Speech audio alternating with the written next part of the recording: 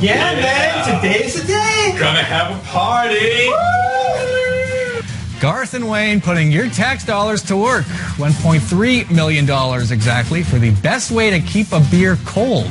Plus 18 grand to teach weight sensitivity training and $1 million to study monkeys and hamster balls on treadmills. It's all in Senator Jeff Flake's annual Wastebook, 100 examples of government waste costing us more than $100 billion. Sounds like it might make a nice Christmas gift. I don't know. You've subtitled it The Farce Awakens, a whole Star Wars theme going on there with that movie coming out. What was that monkey experiment all about? We're still trying to figure that out. When they were asked, how did you get money for this study, they weren't really studying whether monkeys can run on treadmills. They wanted to study whether studies could be done about monkeys on treadmills, apparently. So I mean, some of these pass the laugh test, some of them just don't. What's your favorite or least favorite? Well, the one with the two guys looked like Garth and Wayne. $1.3 million to study whether koozies actually keep beer or other cold drinks cold. That was it. They were using Tab soda in that, the diet soda. Yeah. And I mean, it was hardly scientific. I mean, this was in their bathroom, kind of on the toilet top. I think we've studied condensation and evaporation in more scientific settings. And then, other ones, what we call the Shrimp Fight Club at Duke University received about $700,000 to pit various types of shrimp against each other and see how they fight. And they said there were some military applications. All right, when we get into war with the shrimp. Yeah, I thought Jimmy Kimmel did a funny piece on this.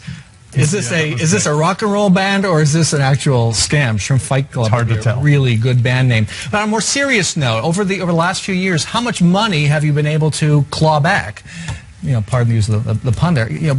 Claw back for taxpayers as you put these reports out? Well, if you remember, when I was in the House, I went to the House floor hundreds of times to challenge earmark spending. And in the end, we got rid of earmarks. So a lot of these spending items, they used to be kind of directed by Congress. Now it's the federal agencies that are doing them on their own when we authorize programs. And so it does make a difference. Earlier this year, myself and Senator McCain did a report on so-called paid patriotism, where a lot of NFL teams and others were accepting money to honor the hometown heroes. Gratefully, the Arizona Cardinals have never accepted a taxpayer dollar for that, and I applaud them for that. But in the end, the Pentagon said, we didn't do anything wrong, but we're not going to do it anymore. Yeah.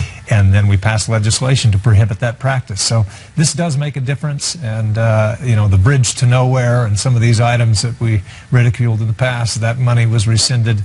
And so, sometimes you have to take the most ridiculous items to get people to know that despite all the talk of some politicians that we are cutting to the bone and, no more fat left to cut, there's a lot left to cut. And more shrimp left to eat. Right. Real quickly to finish up here, the government spending bill is being kicked into this week.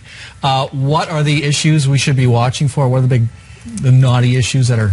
Well, we're doing a so-called omnibus bill, so it's all the spending bills together as one. In the Senate, we did pass appropriation bills through the committees, so we went through some semblance of regular order, but now they're being lumped together because we couldn't get them across the finish line.